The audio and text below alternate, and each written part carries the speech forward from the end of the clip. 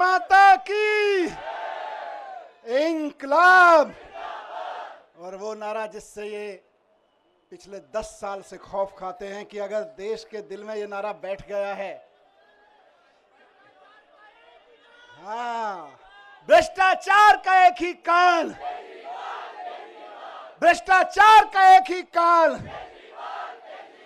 ये ईडी और सीबीआई का ताना बाना इसलिए नहीं बुना गया कि कोई बेईमानी हो गई है।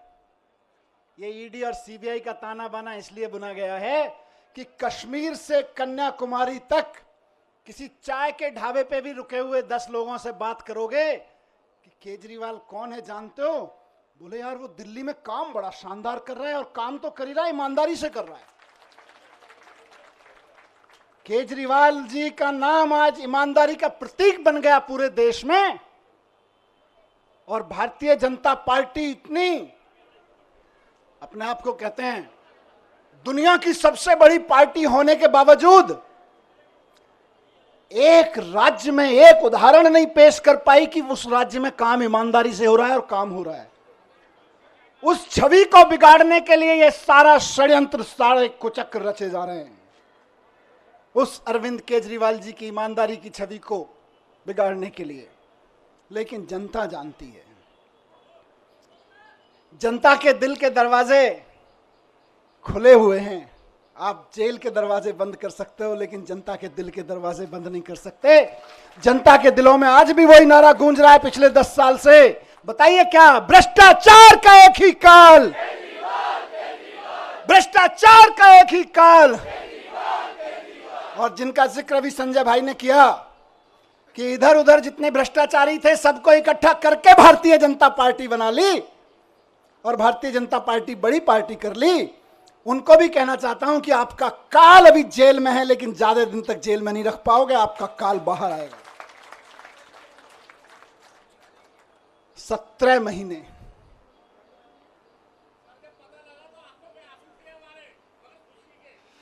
ये आंसुओं, इन आंसुओं ने ही मुझे ताकत दी है 17 महीने जेल में। मैं जब राजघाट पे आपसे बात करके गया था तो कह के गया था शायद 7-8 महीने लगेंगे। मुझे उम्मीद थी कि 7-8 महीने में न्याय मिल जाएगा, लेकिन कोई बात नहीं, 17 महीने लग गए। 17 महीने लग गए, लेकिन जीत सच्चाई की हुई है, जीत ईमानदारी की हुई है।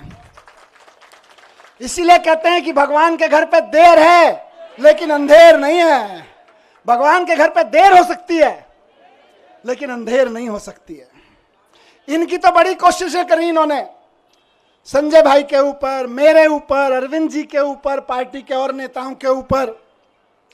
देश के सख्त से सख्त कानूनों की सख्त से सख्त धाराएं लगा के इनको बंद कर दो झूठे सच्चे केस में, और ऐसी ऐसी धाराएं लगा दो जो दुनिया भर में आतंकवादियों के ऊपर लगाई जाती हैं।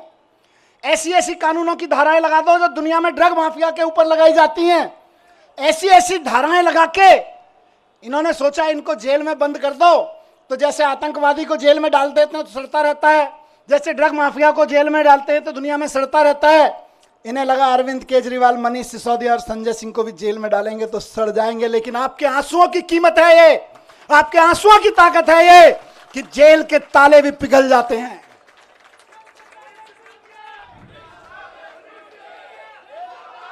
एक ही चीज कहूंगा, कल सुबह मैं बैठा था कि सारी दुनिया की सारी बुरी ताकतें भी इकट्ठी हो जाए ना, तो जो सच्चाई के रास्ते पे चलता है उसका साथ भगवान देता है, उसका साथ भगवान जरूर देता है। और ये आज बजरंगबली की कृपा है कि 17 महीने बाद सही, लेकिन मैं आपके बीच हूं। और अभी गया मैं बजरंगबली के मंदिर में, पंडित जी ने आशीर्वाद दिया। वहां जो पंडित जी मौजूद होते हैं वही बजरंगबली जी के वाणी बोल रहे होते हैं। उन्होंने बजरंगबली जी की वाणी से आशीर्वाद दिया कि विजयी भव, सफल भव। मैंने कहा जी एक ही सफलता का मंत्र है, दिल्ली के एक एक बच्चे के लिए शानदार स्कूल बना के देने हैं, यही हमारी सफलता है। और इसके लिए मैं कल से कह रहा था अपने साथियों से, हम तो रथ के घोड़े हैं, हमारा असली सारथी अभी जेल में बंद है, वो भी बाहर आ जाएगा। फिर उसके बाद हमको तो जहां हकेंगे हम हकेंगे, लेकिन हमारा असली सारथी अभी जेल में बंद है और जेल के ताले टूटेंगे, बहुत जल्दी छूट के आ जाएंगे। बहुत कृपा है अरविंद जी के ऊपर बजरंगबली की। आपको याद है ना, लंबे समय से बहुत सारे लोग साथ हैं, कितने शुगर का पेशेंट होने के बावजूद कितना लंबा लंबा फास्ट किया, केवल बजरंगबली जी की कृपा से। तमाम तरह के आरोप, इतने इतने आरोप लगाए झूठे झूठे, बच गए, निकल के आ गए, केवल अरविंद जी बजरंगबली जी की कृपा से। और मैं समझता हूं भगवान की कृपा, बजरंगबली जी की कृपा हम पर कल हुई बाबा साहब के दिए हुए संविधान की बदौलत। बाबा साहब ने, जब ये मुकदमे की सुनवाई चल रही थी, मैं बहुत ध्यान से सुन रहा था, पढ़ रहा था, पूरी डिटेल ले रहा था वकील साहबों से। बाबा साहब ने 75 साल पहले, करीब 75 साल पहले अंदाजा लगा लिया था कि कभी कभी ऐसा भी होगा, हम लोकतंत्र का संविधान बना रहे हैं, लेकिन कभी कभी ऐसा भी होगा कि इस देश में तानाशाही ताकतें आके आतंकवादियों और ड्रग माफियाओं पर लगाए जाने वाले कानून को आम आदमी के ऊपर लगाएंगे, व्यापारियों के ऊपर लगाएंगे, विपक्षियों के ऊपर लगाएंगे। तो उस वक्त उन व्यापारियों को, उन आम आदमियों को, उन विपक्षियों को कौन बचाएगा? तो बाबा साहब ने पहले ही लाइन जोड़ दी थी, संविधान बचाएगा। यही भगवान की कृपा है। कौन बचाएगा उनको जब तानाशाह सरकार अपना जुल्म करेगी, एजेंसियों का दुरुपयोग, कानूनों का दुरुपयोग करेगी, जेलों का दुरुपयोग करेगी, तो कौन बचाएगा? 75 साल पहले उस महान शख्सियत ने लिख दिया था कि मैं ऐसा संविधान दे रहा हूं कि तुमको संविधान बचाएगा। आज हम संविधान के बदौलत खड़े, संविधान की ताकत से यहां पे खड़े हैं। आज मैं शुक्रगुजार हूं देश के संविधान का, बाबा साहब का, और साथ साथ बहुत विनम्र निवेदन के साथ में माननीय सुप्रीम कोर्ट का, बहुत विनम्र सम्मान के साथ में माननीय सुप्रीम कोर्ट ने संविधान की दी हुई ताकत का इस्तेमाल करते हुए कल तानाशाही को कुचला, तानाशाही को कल गलत ठहराया। और माननीय सुप्रीम कोर्ट के साथ साथ मैं बहुत तहे दिल से शुक्रगुजार हूं उन वकीलों का जो पिछले 1.5 साल से, 17-18 महीने से, और बल्कि उससे पहले से भी पूरी लड़ाई लड़ रहे हैं।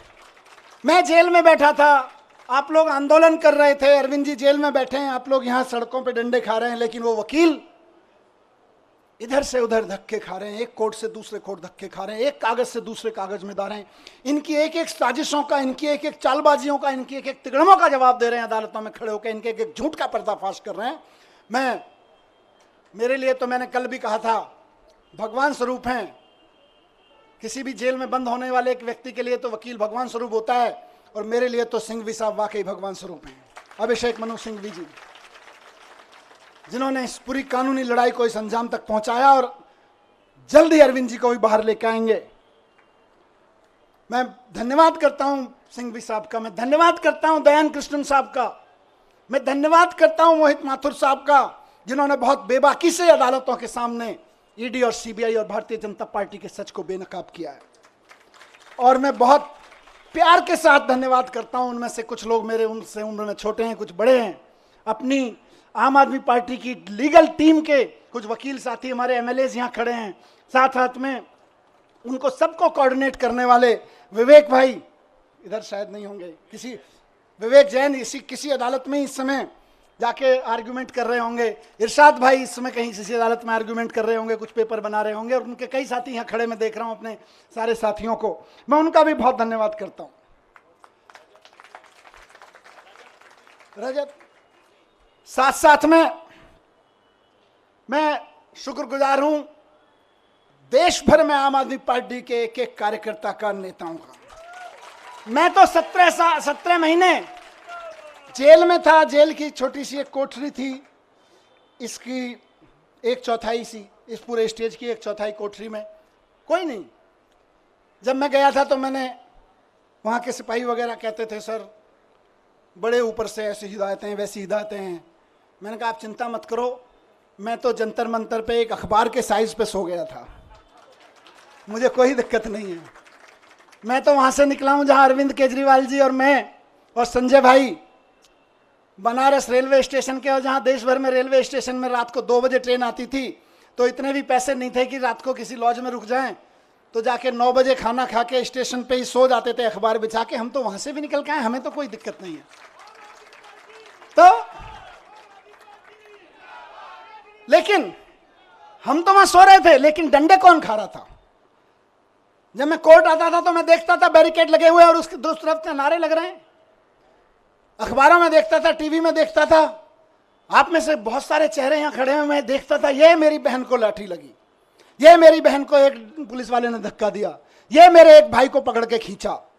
दर्द होता था और वहीं से ईश्वर से दुआ करता था, इनको सबको सलामत रखना, इनकी मदद करना, इनको ताकत देना। सलाम करता था आपकी ताकत को मैं वहां से, एक एक कार्यकर्ता को सलाम करता हूं मैं, और सिर्फ डंडे खाने के लिए नहीं, क्योंकि भारतीय जनता पार्टी की जो एक्सपर्टीज अभी संजय भाई ने बताई, उनमें एक शामिल है कि दूसरी पार्टी के कार्यकर्ताओं को और नेताओं को तोड़ने के, दबा के, धमका के, सामदान दंड भेद करके, जेल में भेजने की धमकी देके, जेल में भेज के, उनके हमले करवा के, उनको धमकी करवा के एकमात्र एक्सपर्टीज किसी पार्टी ने पाई है तो वो भारतीय जनता पार्टी है। लेकिन उसके बावजूद आप टिके रहे, एक एक आदमी टिका रहा, एक एक आदमी झुका नहीं, टूटा नहीं, एक एमएलए कैसे सारे खड़े हैं। मैं जानता हूं किस किस के ऊपर क्या क्या दबाव नहीं था और क्या क्या नहीं होगा और क्या क्या धमकियां नहीं आ रही थी, लेकिन उसके बावजूद बेबाकी से खड़े रहे, सीना तान के खड़े रहे। उस सीने, तने हुए सीने को मैं सलाम करता हूं आप लोगों को, आप डटे रहे। और आज देखिए मजे की बात, अब तो दुश्मन भी इस बात को मानने लगा है कि यार इन आम आदमी पार्टी वालों में कुछ तो मिट्टी है, जो 17 महीने 6 महीने जेल में रह जाते हैं इनके नेता, उसके बावजूद ना झुकते हैं ना टूटते हैं, किसी मिट्टी के तो बने हैं। ये उस मिट्टी के बने हैं, मैं बताता हूं, ये उस मिट्टी के बने हैं भारतीय जनता पार्टी वालों, जिस मिट्टी पर भगत सिंह का पसीना की बूंदें गिरी हुई हैं, जिस मिट्टी पे गांधी ने गोली खाई थी, जिस मिट्टी पे भगत सिंह के पसीने की बूंदें गिरी हुई हैं, जिस मिट्टी पे खड़े होकर बाबा साहब ने तुम्हारी जैसी लोगों की ताकतों के, उस वक्त की ताकतों के जुल्म झेले थे, उस मिट्टी से ये बने हुए हैं। इनको तुम्हारी तोता मैना क्या तोड़ पाएंगे, ये तुम्हारे सीबीआई और ईडी क्या तोड़ पाएंगे, इनको नहीं टूटे लोग। और मैं जेल में बैठा बैठा दुआएं करता रहा और सलाम करता रहा अपने एक एक साथी को कि यह है अरविंद केजरीवाल की मुट्ठी, यह है अरविंद केजरीवाल की फैमिली, यह है अरविंद केजरीवाल का कुनबा, जिसकी एक उंगली को भी हिम्मत से हिला नहीं पा रहे हो तुम लोग। वाह, फक्र था मुझे सब पे। आपने कहा ना कि आप आंसू बहाते थे बाहर, मैं कहता हूं मैं फक्र से सीना चौड़ा करके उस जेल की कोठरी में बैठा होता था अपने एक एक भाई पे के ऊपर और एक एक बहन के ऊपर। यह मेरी ताकत थी। जेल के अंधेरे, मैं कहूंगा कि जेल के अंधेरे में यह ताकत तो होती है कि वो तोड़ तो सकती है, लेकिन जिसके बाहर इतना प्यार, इतनी ताकत, इतना सम्मान।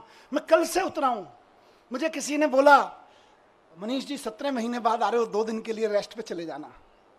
मैंने कहा यार, जेल के बाहर कदम रखने के बाद पहला हाथ जिस कार्यकर्ता ने पकड़ा था और रात को घर तक जो दूर खड़ा था केवल देख के गया है, वो उम्मीद लगा रहा है कि मेरा मनीष सिसोदिया, मेरा भाई बाहर आ गया है।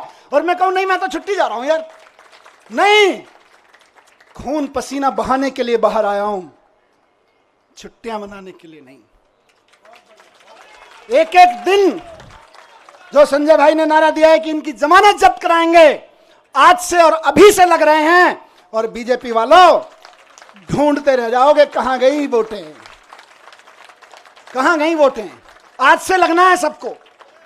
जो सुन रहे हैं सोशल मीडिया और मीडिया के माध्यम से, एक एक कार्यकर्ता साथी को कहना चाहता हूं, दिल्ली के एक एक नागरिक को, हरियाणा के एक एक नागरिक को, देश के एक एक नागरिक को कहना चाहता हूं कि इस तानाशाही के खिलाफ तो एक एक आदमी को वोट करना पड़ेगा। सवाल हमारा नहीं है।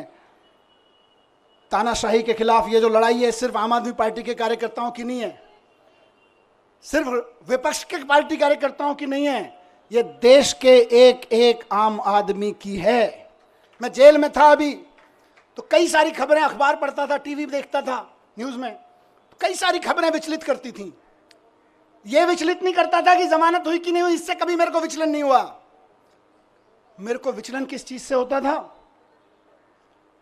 मैं देखता था कि देश के कितने कितने बड़े बड़े व्यापारियों को इन्होंने, 500-600 बड़े बड़े व्यापारियों को इन्होंने झूठे केसेस, सच्चे केसेस, इधर उधर के केसेस में बना के बंद कर दिया गया है। उनका किसी पार्टी वार्टी से भी कोई लेना देना शायद ही होगा।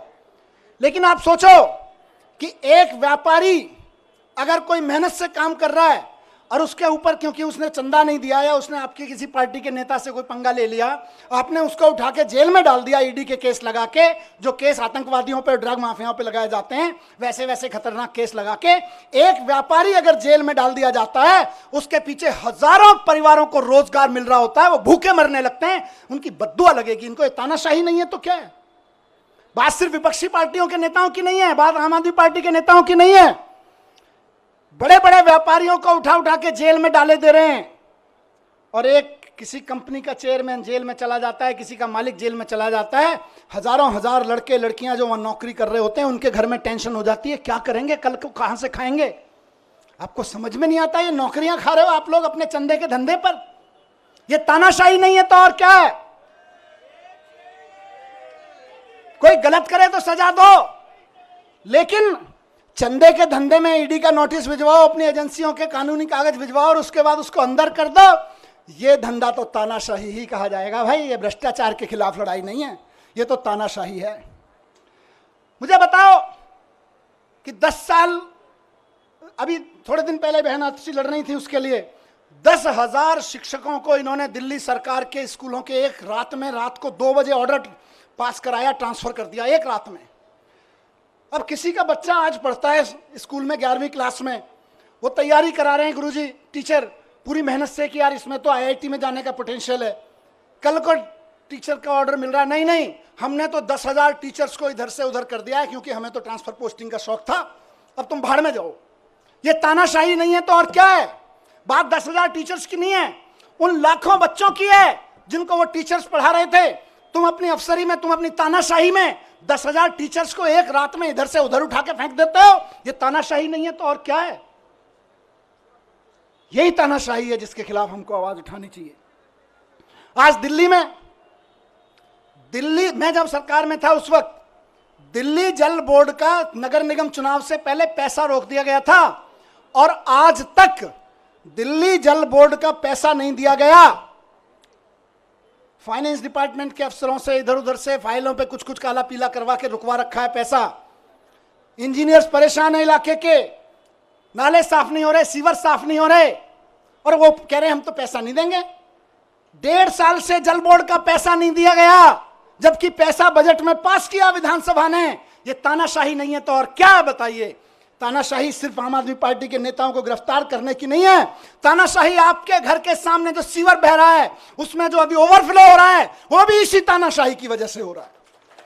जो नाली नहीं खुल पा रही है, उसको 1.5 साल से पैसा नहीं मिला ठेकेदार को, वो इंजीनियर रो रहा है बेचारा कि मैं कहां से पेमेंट करूं ठेकेदार को। यह भी इसी तानाशाही की वजह से हो रहा है। आपकी गलियों की नालियां सड़ी हुई हैं इस तानाशाही की वजह से। मैं ही जेल में नहीं हूं, केजरीवाल जी जेल में नहीं है, आप भी नरक में रहने को मजबूर हैं इसी तानाशाही की वजह से, क्योंकि आपके घर के सामने का सीवर फ्लो हो रहा है, 1.5 साल से पेमेंट नहीं हुआ जल बोर्ड का। ये तानाशाही नहीं है तो और क्या है? आज पूरे देश में मैंने कहा विचलित करती थी मुझको इस खबरें।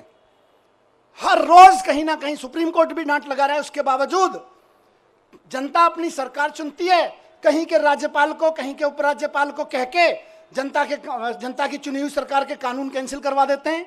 कई महीने तक कानून, कई साल तक कानून पड़े रहते हैं, उनकी पॉलिसी नहीं पास होने देते। ये तानाशाही नहीं है तो और क्या है? नुकसान किसको हो रहा है?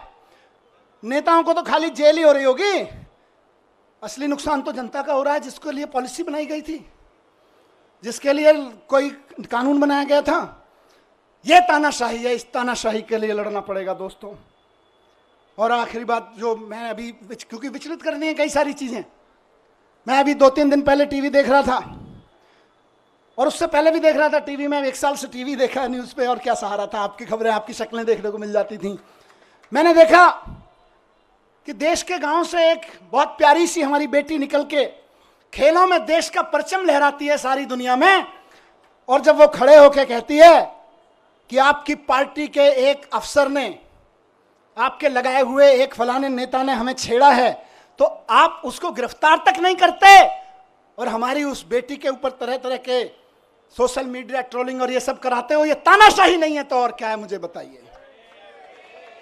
और तुम्हारे उस ये बेशर्मी तानाशाही है कि उसको गिरफ्तार तक नहीं किया जाता।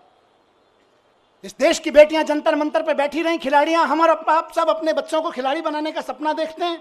बेटियों को कहते हैं जा बेटी उछाल लगा छलांग और छा जा फलक पे, और उसको कोई बैठ के वहां पे इनका चमचा बैठ के उसको छेड़े तो हमें सहन होगा।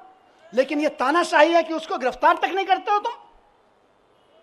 यही तानाशाही है दोस्तों, और उस तानाशाही का चरम स्वरूप हमने देखा कि अब उस बेटी के साथ क्या किया गया। मैं बहुत ज्यादा नहीं कहूंगा उस बारे में, लेकिन सबको पता है किसने किया और क्या किया। आज अगर उसके आंसू बहे हैं तो कुछ तो खेल किया गया है, कुछ तो खेल किया गया है। दोस्तों 17 महीने में जब मैं अंदर था तो अंदर रह के मैंने खूब चिंतन मनन किया। टाइम ही टाइम था, यहाँ तो आप लोग टाइम देते नहीं हो, वापस आ गया हूँ, फिर टाइम नहीं दोगे। खूब चिंतन मनन किया, अपने ऊपर भी किया, समाज के ऊपर, देश के ऊपर, व्यवस्था के ऊपर, सरकारों के ऊपर खूब अध्ययन किया। मेरे ख्याल से मैंने कम से कम हर 3-4 दिन में एक किताब खत्म कर देता था मैं। और कई लोगों ने भेजी, बाई पोस्ट किताबें भेजी आप में से कई लोगों ने, भाई साहब ये भी पढ़ो, ये भी पढ़ो, ये भी पढ़ो। तो यहाँ वहाँ भी नहीं छोड़ते थे, बोले काम पे लगाए रखेंगे। तो करीब करीब मैं समझता हूँ 300 की किताबें मैंने पढ़ी वहाँ पे। हर 2-3 दिन में एक किताब खत्म हो जाती थी। पर सबसे पहले आपको ध्यान होगा मैं गीता लेके गया था, और गीता लेके गया था तो मेरे दिमाग में ना प्रश्न थे कि यार भगवान, मैं तो स्कूल ही तो बनवा रहा था, मेरे को जेल क्यों भेज दिया? मेरी बीवी की, मेरे बच्चे की क्या गलती थी कि मैं दिल्ली के बच्चों के लिए दिन रात सुबह से शाम एक करके स्कूल बनवा रहा था, उनके लिए अच्छे आईआईटी में चले जाएं, अच्छी नौकरियां लग जाएं। क्या मैंने भगवान से पूछा अंदर आंख बंद करके कि मेरी क्या गलती थी, मैं जेल में क्यों? तो भगवान ने कहा गीता पढ़, पता चल जाएगा। अंदर से आवाज आई और मैंने गीता पढ़ी और मुझे जवाब मिल गया। मेरे मन में जो भी सवाल आया, मैं ऐसा नहीं है कि यहां कोई उसकी बात कर रहा हूं। जब आदमी अंदर जेल में होता है, अकेला बैठता है, तालों में वो शीशों के पीछे बैठता है, तो तरह तरह के सवाल उठते हैं, अंदर बहुत झांकता है। बहुत सवाल उठते थे मन में, और बस भगवान की ऐसी कृपा है कि मेरे मन में जो सवाल उठा और अंदर से आवाज आती थी, इस सवाल का जवाब तुझे कहीं बाहर से नहीं मिलेगा, गीता में मिलेगा, पढ़ ले। खूब गीता पढ़ी, और बाद में तो मैंने कम से कम 10 महान लोगों की व्याख्या कम से कम 10 पढ़ ली होंगी, अलग अलग लोगों की, विनोबा भावे जी की, गांधी जी की, श्री श्री जी की, आचार्य प्रशांत जी की, बहुत लोगों की व्याख्या की हुई गीता मैंने पढ़ डाली, देवदत्त पटनायक की। सब में से पढ़ पढ़ के मुझे बड़े सारे आंसर मिलते चले गए, मुझे अपने सवालों के आंसर मिलते चले गए। खूब गीता पढ़ी मैंने। उसके अलावा मैंने दुनिया भर की एजुकेशन की बुक्स पढ़ी, अमेरिका में, फ्रांस में, जापान में, इंडिया में भी कहाँ एजुकेशन पे क्या काम हुआ, खूब पढ़ा मैं। कम से कम 100-125 बुक्स तो मैंने एजुकेशन के बारे में पढ़ी, दुनिया की एजुकेशन सिस्टम के बारे में। और मैंने एक चीज़ जानी दोस्तों, और मेरा इरादा और फर्म होता गया, आप और हम तो पहले से ही उस पर यकीन करते हैं, हम मेरा यकीन वहाँ पक्का होता गया कि भारत को 2047 तक अगर विकसित राष्ट्र बनाना है तो एक एक बच्चे के लिए शानदार सरकारी स्कूल उपलब्ध कराए बिना कोई रास्ता नहीं है भारत को विकसित राष्ट्र बनाने का। 17 महीने में, उससे पहले कि अपने काम, आप सबके काम और इस अध्ययन चिंतन मनन के बाद लेके लौटा हूं और कुछ दुनिया के बारे में सोच समझ के लौटा हूं कि अगर भारत को विकसित राष्ट्र बनाना है तो देश के एक एक बच्चे के लिए शानदार सरकारी स्कूल, और जहां प्राइवेट है उनकी प्राइवेट स्कूलों की फीस कंट्रोल में रखो।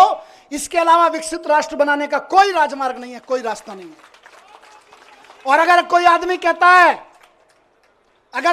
कहता है कि मैं शिक्षा की बात किए बिना भारत को विकसित राष्ट्र बनाने की बात कर लेता हूं, तो जुमलेबाजी होगा, वो केवल जुमले फेंक रहा होगा, विकसित राष्ट्र नहीं बनेगा। अगर कोई आदमी कहता है कि इस देश के हर आदमी के लिए अच्छे अस्पताल, अच्छे मोहल्ला क्लिनिक उपलब्ध कराए बिना, अच्छे सरकारी अस्पताल बनाए बिना हम विकसित राष्ट्र खड़ा कर लेंगे, तो महाजुमलेबाज होगा, नेता तो नहीं हो सकता, वो कोई विजनरी लीडर तो नहीं हो सकता। अपनी तानाशाही, जुमलेबाजी की आड़ में तानाशाही का चुनाव जीतने की कोशिश कर रहा होगा, लेकिन नहीं बन सकता। बिना शिक्षा के, बिना स्वास्थ्य के विकसित राष्ट्र बन ही नहीं सकता। दुनिया का कोई राष्ट्र विकसित नहीं बना बिना शिक्षा, बिना स्वास्थ्य और बिना रोजगार पे काम किए हुए। विकसित राष्ट्र की बात हो रही। अब इनको दर्द क्या है? आम आदमी पार्टी ये कर दे रही है। हम नहीं कह रहे, लोग कह रहे हैं कि यार ये बच्चे पढ़ जाएंगे तो अपने आप 2047 का भारत विकसित हो जाएगा। आज ये जो माँ बाप हैं, जो कल आने वाले समय के माँ बाप हैं, ये अगर इनको सबको अच्छे अस्पताल मिल गए, आने वाले बच्चों के लिए अच्छे अस्पताल मिल गए, तो अपने आप भारत विकसित हो जाएगा। ये आम आदमी पार्टी कर दे रही है। दिल्ली में कर दिया, पंजाब में कर दिया, इस भरोसे पे गुजरात में, गोवा में, सब जगह वोटें पड़ने लगी, तब इनको दिक्कत हो रही है। इसीलिए सबको जेल में डालने पर आ गए। फिर से सलाम करता हूं कि इनकी तमाम ताकत के बावजूद, इनकी तमाम साजिशों के बावजूद, बुरे वक्त में चट्टान की तरह से इकट्ठे होकर खड़े रहे आप सब लोग, उस जज्बे को मैं सलाम करता हूं। ये पार्टी की ये लीडरशिप, बीच बीच में लीडरशिप यहाँ खड़ी है, बैठी है, कई सारे एमएलए साथी, कई सारे सीनियर लीडर्स यहाँ सब खड़े हैं।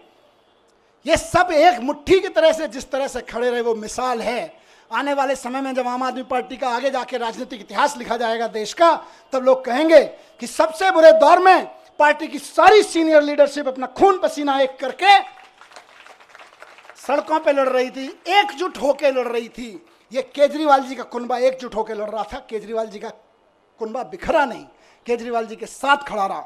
इसी से इनको डर लगता है। और फिर कह रहा हूं कि भारतीय जनता पार्टी को अगर लगता है कि मनीष सिसोदिया को जेल भेजने के बाद वो दिल्ली की शिक्षा क्रांति को रोक लगा देंगे, तो वो गलती कर रहे हैं, वो भूल कर रहे हैं इस बात की। दिल्ली के हर गरीब आदमी को, और ये इलेक्शन का ऐलान कर रहा हूं, दिल्ली के हर गरीब आदमी को बेहतरीन शिक्षा देके उसको समाज की मुख्य धारा में लाने का सपना पूरा करने के लिए हम अपनी जान भी दे देंगे। तुम जेल की क्या बात करते हो यार? तुम जेल से डराते हो, हम जान देने के लिए तैयार हैं। बच्चों की एजुकेशन के लिए, नौकरी के लिए और स्वास्थ्य के लिए तो हमारी ये कई जिंदगियां भी कुर्बान हो जाएं तो कम है यार। आप हमें जेल से डराते हो? नहीं डरेंगे, नहीं डरेंगे आपकी जेलों से। केंद्र कितना भी षड्यंत्र कर ले, 2 करोड़ जनता दिल्ली की, उसके जीवन में खुशहाली लाने के लिए फिर से हम उतरेंगे। एक एक घर पे जाएंगे, एक एक घर को बताएंगे कि केजरीवाल जी इसलिए जेल में नहीं है कि उन्होंने कोई जुल्म किया है, वो इसलिए जेल में है कि आपके बच्चों को एजुकेशन देने का सच्चा काम उन्होंने करके दिखा दिया। वो इसलिए जेल में नहीं है कि उन्होंने कोई भ्रष्टाचार किया है, वो इसलिए जेल में है कि आपके मोहल्ले में जो मोहल्ला क्लिनिक चल रहा है, वो मोहल्ला क्लिनिक केजरीवाल जी ने बना दिया और आप आराम से वहां जाके अपना छोटे मोटी चीजों का इलाज करा लेते हो। बड़े बड़े सरकारी अस्पताल शानदार होते चले गए, इसलिए केजरीवाल जी जेल में है। और ये फिर से कहूंगा कि जैसे संजय जी को निकाला, जैसे मुझे निकाला और साथियों को निकाला, हर साथी को और केजरीवाल जी को भी संविधान की ताकत निकाल के लाएगी। भारतीय जनता पार्टी और इनके तोता मैना कितने ही ताकतवर हों, लेकिन देश के संविधान से ताकतवर नहीं है। ये लोग देश के संविधान से ताकतवर नहीं है। इनकी सारी यातनाएं, सारी पीड़ाएं सह के भी हम तैयार हैं, क्योंकि हमको यकीन है कि हमारा सुप्रीम कोर्ट है और हमारा संविधान है, संविधान जीतेगा। बस आखिर में यही कहूंगा कि हम भगत सिंह के चेले हैं। कह के गया था ये बात, कह के गए थे ना, भगत सिंह के चेले हैं, डरने वाले नहीं है तुम्हारी जेलों से भी और तुम्हारे तोता मैना से भी। 17 महीने में जैसा गया था, बिल्कुल 17 महीने पहले जैसा गया था वैसा ही दिख रहा हूं कि नहीं दिख रहा? एनर्जी कुछ कम है कि ज्यादा है? ज्यादा है ना? बस इनको लग रहा था जेल भेज के एनर्जी तोड़ देंगे, अब ये कहेंगे यार इनको जेल मत भेजो, ये तो दुगनी एनर्जी लेके आते हैं।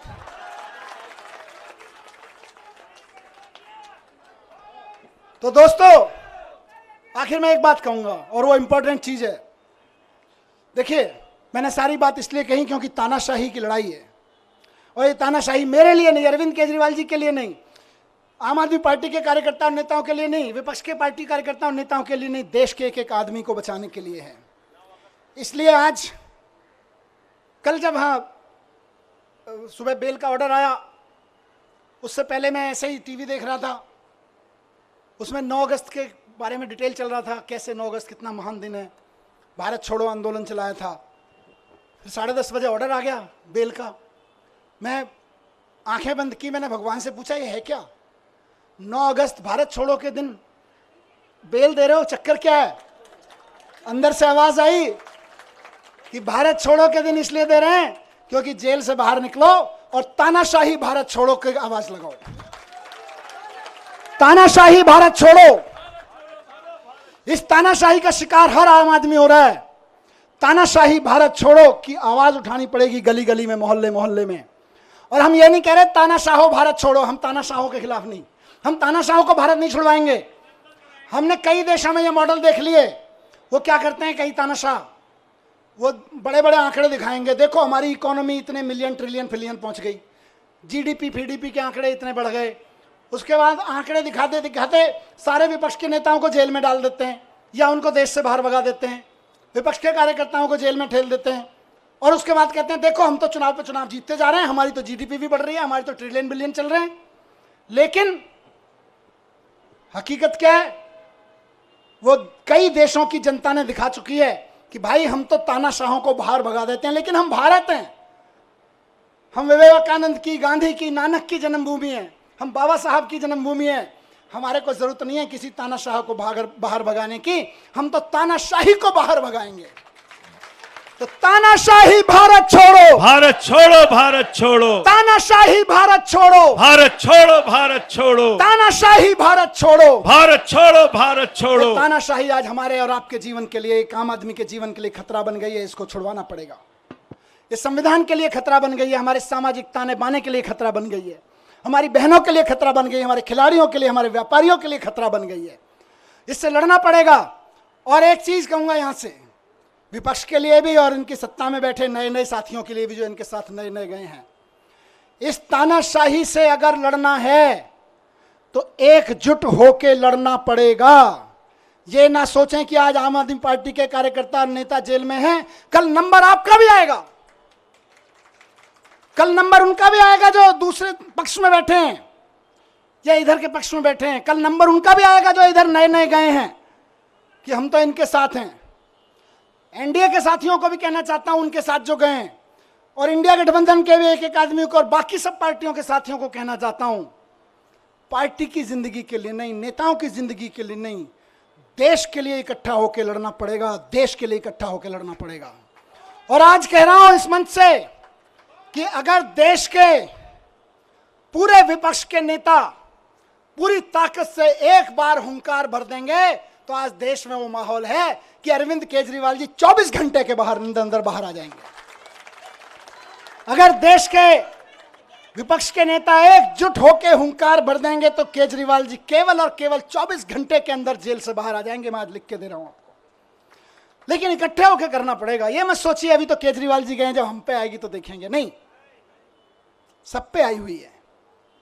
सबको इकट्ठे होकर लड़ना पड़ेगा, सबको इकट्ठे होकर चुनाव भी लड़ने पड़ेंगे, लड़ाइयां भी लड़नी पड़ेंगी, कानूनी लड़ाइयां भी लड़नी पड़ेंगी।